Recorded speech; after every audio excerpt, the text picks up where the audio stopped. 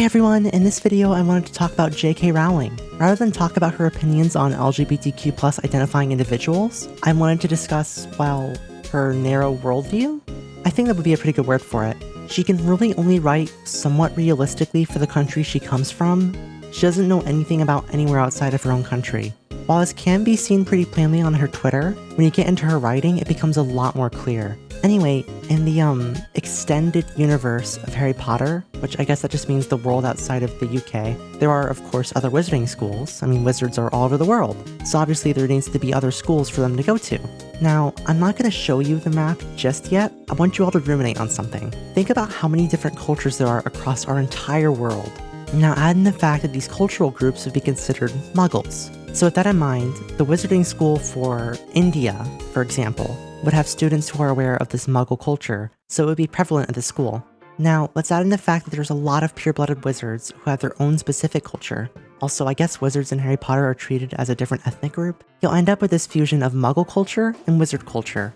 It'll be somewhat similar because they're in the same country. Now, here's where things get a little bit iffy. So the red dots here represent the schools, and it's kind of hard to tell exactly what all of it means. So let's take a look at the simplified version.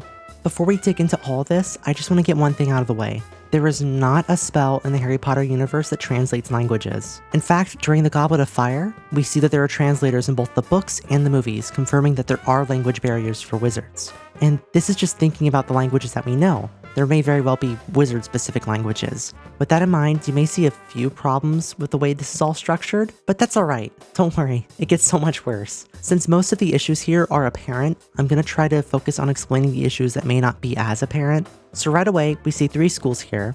The UK gets their own school, which we already know about, but Europe gets 2. Let's look into Beauxbatons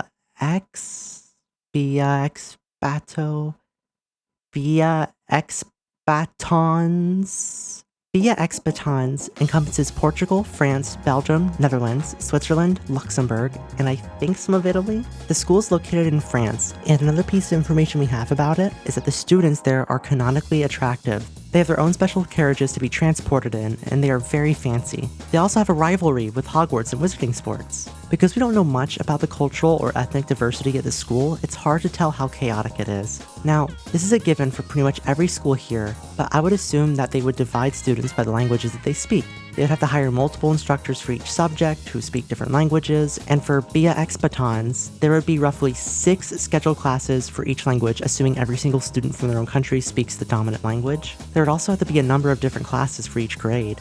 Now let's take a look at Durmstrang.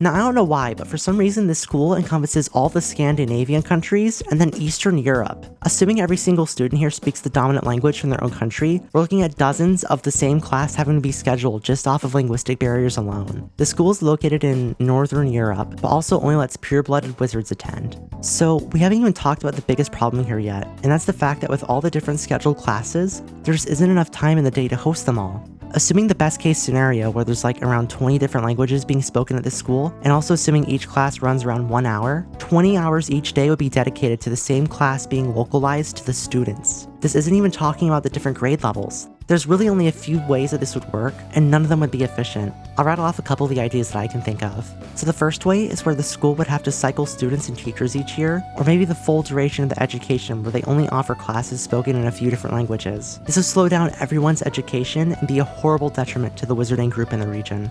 The other method is where they have everyone attending the same school at once, 20 different teachers for each specific class, all being scheduled in different rooms or buildings at the same time. Disregarding the absolute chaos of this, it would really only work assuming the building's massive, but there's probably no way to tell that. Oh, so the school is actually significantly smaller than Hogwarts, which only admits students from regions who speak all the same language. That aside, let's move on to Koldovstoretz.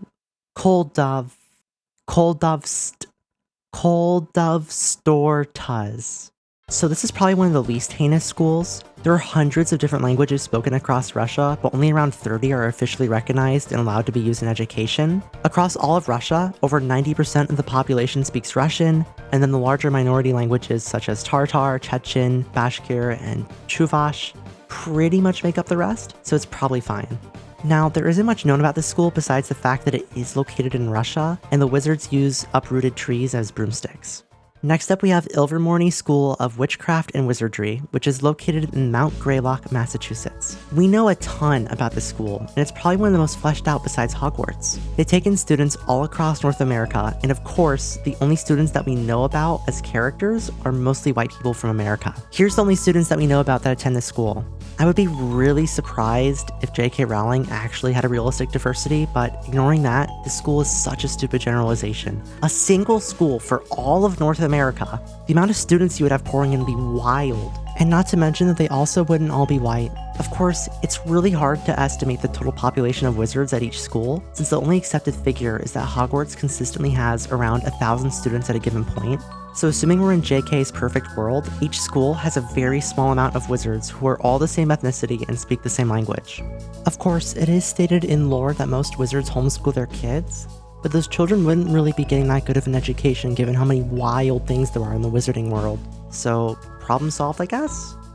The next school that I want to talk about is Mahhootokohro, which is dedicated entirely to Japan, and by the looks of it, both North and South Korea. A cool fact about this school is that JK's official pronunciation for it is just incorrect. Unfortunately, Japanese doesn't really work like this, and it wouldn't be Mahhootokohro. Here's what it would look like.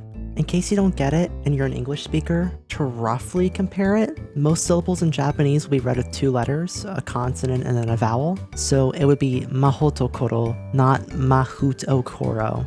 Apparently it's one of the oldest wizarding schools and has the smallest student population. Again, I'd like to point out JK's simplification of all these schools and geography that they cover. It's hilarious that the UK and Japan get their own schools, Europe gets 2 all to themselves, and then the rest of the world has to share 7 schools. I'm going to deviate from the list and talk about a couple of unnamed schools before we move on to the worst offenders. I gotta save those for last, right? The next school is unnamed and encapsulates Australia and Southeast Asia. So Vietnam, Myanmar, Thailand, Cambodia, Philippines, Singapore, Brunei, Malaysia, Indonesia, East Timor, Papua New Guinea, New Zealand, Nouméa. There are so many more to name, but I won't because it'll take a while. This is just stupid. The whole thing is stupid. Also, I just not realized, why is Myanmar excluded from the East Asia section? I'm pretty sure it's an East Asian country. Oh well. The next school is also unnamed, and it is composed of a large section of mainland Asia. This is a really gross oversimplification. Mixing all of Asia together like it's one easy culture is so insane, especially when you consider some of the relations that the countries have with each other. India and China, for example, are not on the best terms. There's also the fact that the wizards inform the world leaders about the existence of magic, so that way they can continue to keep it a secret. I guarantee you that the Chinese government would not take well to this. I mean, they've spent the last few decades trying to erase every ethnic identity that isn't Han Chinese. The next unnamed school mixes the Middle East and North Africa together. This one is pretty bad. There's so much opportunity to exhibit more of the specific Muggle-style cultures here, but unfortunately I don't think J.K. Rowling really knows about them. Imagine a massive castle like Hogwarts, but it has beautiful calligraphy everywhere. That'd be so cool. And the Egyptian school could be in like a pyramid or something. That would be really neat too. I feel like the mad dummy from Undertale for saying heinous so much, but I can't really think of another word to describe it. Hang on, let me look up synonyms for heinous. Unpleasant, ugly, terrible. Ooh, scandalous. That'd be a good word to describe the next one. The next school has an official name, and it is called Castelobruxo. This school is really cool. It takes in everyone from South America, and because the school is as old as Hogwarts, this means that based on its architecture, it was likely built by Mayan civilizations. Wow, Latinx America is really cool. Just look at these illustrations of the school. This one's really cool. It's like fan-made. That one looks great. I'm pretty sure these are all fan-made, but I want to say this one is linked to some sort of project, but still, they're so cool. Oh wait, I just realized. I don't even know where the school is located. Hang on, let me find out so I can tell you guys. Wow, the school's in Brazil? But neither the Aztecs nor the Mayans were in Brazil. Wait, then why would the school be themed off of their architecture? No. JK wouldn't have made a mistake like that. No way. Mrs. Rowling, this is a really cool alternate history. I always headcanoned that the Mayans were active in Brazil instead of Mesoamerica. This is awesome. The final school we're going to discuss covers most of the country of Africa and is called Wagadu?